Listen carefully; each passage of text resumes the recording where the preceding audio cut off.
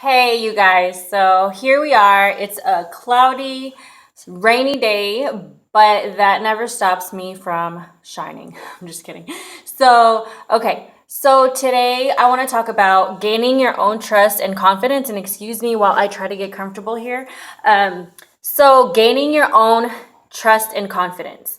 Now, I always talk about this as a journey and this takes time, and it does. So, this isn't something that can happen overnight. Just like with any other relationship with other people, you learn to gain your trust and confidence through time, by doing things over and over again. And so, real quick, some some things that helped me out, as far as gaining my own trust and confidence is I learned to change the internal dialogue in my head. um, I stopped being so down on myself and so hard on myself. I just learned to be nice to myself. I learned not to be so mean. You know, it makes a huge difference what you tell yourself day to day, minute by minute. So it all adds up. And so you can either go in a good direction or you can go in a direction that's like not even anywhere near where you need to be. So I changed the internal dialogue. I looked at my habits.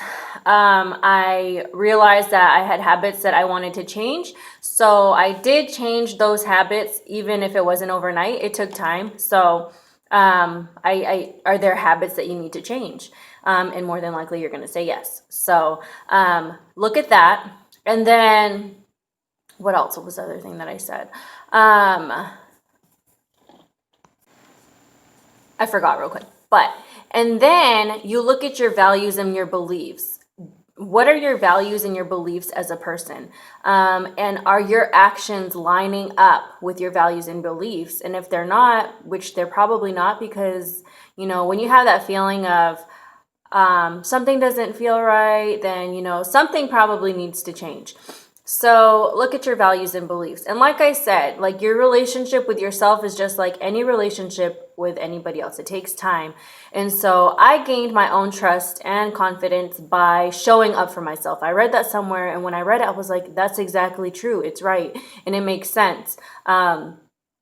Now, for example, I'll use whenever I first began my weight loss journey, I only did the treadmill. And now I don't do that now. But when I did that, I knew. So first thing I did was I committed. I knew that without a doubt that before I went to work Monday through Friday, I would go work out.